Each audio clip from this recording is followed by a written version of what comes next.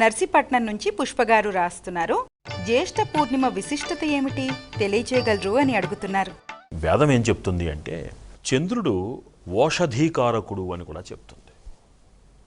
చంద్రుడు జాతక ప్రకారం మాతృకారకుడు, గ్రహకారకుడు, విద్యాకారకుడు.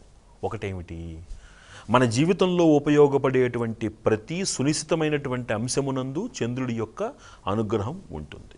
గృహప్రవేశము, వివాహాది ముహూర్తములు కూడా చంద్రబలంలో పెట్టండి, వారు అన్యోన్యంగా దాంపత్యం చేసుకుంటూ ఆ నూతన గృహంలో ఆనందంగా ఉంటారు అని కూడా శాస్త్రం చెప్తోంది. అంటే ఒక చంద్రుడు అనేటువంటి ఒక గ్రహము మన జీవితాలలో విశిష్టమైనటువంటి స్థానాన్ని ఆక్రమించుకున్నటువంటి గ్రహం అది. అలాంటి చంద్రుడు వివిధములైనటువంటి రూపాలని మనకి పొందుతాడు. వాటిని ఒక్కొక్క రోజుని ఒక్కొక్క తిథిగా మనం పిలుస్తాం. ఒకసారి జాగ్రత్తగా నిశితంగా లలితా సహస్రనామ స్తోత్రాన్ని గమనిస్తే సవ్యాపసవ్య మార్గస్థ సర్వాపద్వి నివారిణి అనేటువంటి పేరు అమ్మవారికి కనపడుతుంది మనకి. లౌకికంగా కాసేపు పక్కన పెడితే మంత్రపరంగా దీని యొక్క అర్థం ఏమిటి అని నిశితంగా పరిశీలిస్తే అమ్మవారు ఒక్కొక్క తిథి నాడు ఒక్కొక్క కళగా తన యొక్క భక్తులని ఒక్కొక్క తిథి నిత్యా దేవతగా ఒక్కొక్క భక్తుడిని కాపాడుతుంది అని ఆ మంత్రానికి అర్థం. మనకి పాడ్యమి నుంచి మొదలుపెట్టి పౌర్ణమి వరకు 15 తిథులు, అలాగే మళ్ళీ పాడ్యమి నుంచి మొదలుపెట్టి అమావాస్య వరకు 15 తిథులు. అలా ఒక్కొక్క తిథి నాడు ఒక్కొక్క తిథి నిత్యగా అమ్మవారు కొలవబడుతుంది అని చెప్తున్నారు. కామేశ్వరి, భగమాలిని, విజయ, చిత్క, ఇలా విశిష్టములైనటువంటి అమ్మవారి స్వరూపాలు. ఆ తిథులలో అమ్మవారి యొక్క ఆ స్వరూపంలో చంద్రుడి యొక్క వృద్ధి, చంద్రుడి యొక్క క్షీణత, ఈ రెండూ కూడా మిళితమై ఉంటాయి. తద్వారా ఆ చంద్రుడి యొక్క అనుగ్రహంతో అమ్మవారి ఆశీస్సులు మనకి లభించటము అందులో ఉన్నటువంటి ఆంతర్యము. అంటే తిథి యందు ఆ విశిష్టమైనటువంటి ఒక అంతర్లీనమైనటువంటి ఒక శక్తి దాగి ఉన్నది. తిథి అనేటువంటి ఒక్క పేరులోనే ఇంత శాస్త్రం ఉంది మనకి. అలాంటి తిథుల యందు ఉత్కృష్టమైనటువంటి తిథి ఏమిటి అంటే పౌర్ణమి తిథి. దీన్ని పూర్ణిమ అని పిలవాలి మనం. పూర్ణిమ తిథి.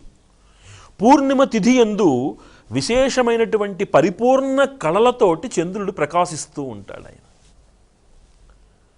ఆ చంద్రుడికి భూమికి మళ్ళీ చాలా అవినాభావ సంబంధం ఉన్నది. ఏమిటది అంటే చంద్రుడిని చూస్తే కలువ పువ్వు వికసిస్తుంది, సూర్యుడిని చూస్తే తామర పువ్వు వికసిస్తుంది. అందుకే ఆయన అబ్జవల్లభుడు అంటారు, ఆయన్ని కలువల రేడంటారు ఈయన్ని. అంటే ప్రశాంతమైనటువంటి మానసికోల్లాసాన్ని, ప్రశాంతమైనటువంటి మనస్సుకి కారకుడైనటువంటి వాడు చంద్రుడు. అందుకనే శంకర భగవత్పాదుల వారు సౌందర్యలహరిలో ఏమంటారమ్మా, నీవు ఒక్కొక్క చక్రమునందు ఒక్కొక్క విధముగా నీ యొక్క అవతారాన్ని మాకు ప్రదర్శించి మమ్మల్ని సాధనాపరంగా ఉత్కృష్ట స్థితికి తీసుకువెళుతున్నావు, బాగుంది సుమి. అయితే పరిపూర్ణమైనటువంటి వెండి వెన్నెల వెలుగులతోటి నీవు సహస్రారమునందు నీ పతి అయినటువంటి సదాశివునితోటి విహరిస్తున్నావు చూడు, అది మాకు చాలమ్మా, ఆనందమే మాకు సదా, మమ్మల్ని రక్షించుగాక అంటారు ఆయన. అంటే అమ్మవారి యొక్క ఆ పరిపూర్ణ స్వరూపానికి, అంటే చంద్రుడి యొక్క పరిపూర్ణ స్వరూపానికి అమ్మవారి యొక్క ఆ తత్వాన్ని సమ్మిళితం చేసి మనకి ఒక అద్భుతమైనటువంటి ఒక విశేష చంద్ర ప్రాధాన్యతను మనకి అందించటం జరిగింది. మన దార్శనికులు కానీ, ఋషులు కానీ, మన స్తోత్రాలు కానీ అన్నిటిలోనూ కూడా చంద్ర ప్రాధాన్యతకు అమ్మవారి అంటే భగవద్ అనుగ్రహాన్ని జోడించారు. అందుకే చూడండి లలితా సహస్రనామంలో ఒక మాట అంటారు, అష్టమి చంద్ర విభ్రాజ దళికస్థల శోభిత అంటాం అమ్మవారిని. ఆ పాడ్యమి నుంచి పౌర్ణమి వరకు మధ్యలో వచ్చేటువంటి అష్టమి, పాడ్యమి నుంచి అమావాస్య వరకు వచ్చేటువంటి 15 తిథులలో మధ్యలో వచ్చేటువంటి అష్టమి, ఈ 2 అష్టముల యందు చంద్రుడు అలా అర్ధచంద్రాకారంలో ఒకేలాగా ఉంటాడు. ఆయన అలాంటి ఒకే సమన్యాయముతోటి తన భక్తులను అనుగ్రహించేటువంటి ఒక లలాటము నందు ప్రకాశము కలిగినటువంటి అమ్మవారికి నేను నమస్కరిస్తున్నాను అంటాం.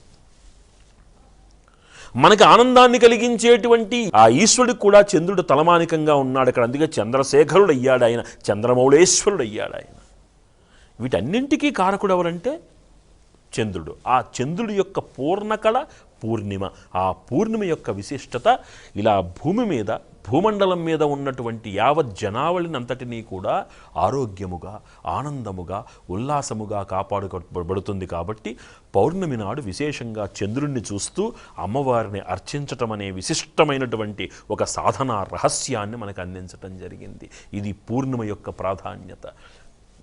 సముద్రం మీద విశేషమైనటువంటి పూర్ణిమ ప్రభావంతో కలిగేటువంటి ఆటుపోట్లు కానీ, అడవుల యందు వికసించేటువంటి విశిష్టమైనటువంటి కొన్ని మంత్ర ఓషధీ శక్తులు కలిగినటువంటి కొన్ని మొక్కల యొక్క ఆవిర్భావం కానీ ఇదంతా పౌర్ణమి నాడు మాత్రమే జరుగుతుంది. అలాంటి విశిష్ట ప్రాధాన్యత కలిగినటువంటిది పూర్ణిమ తిథి.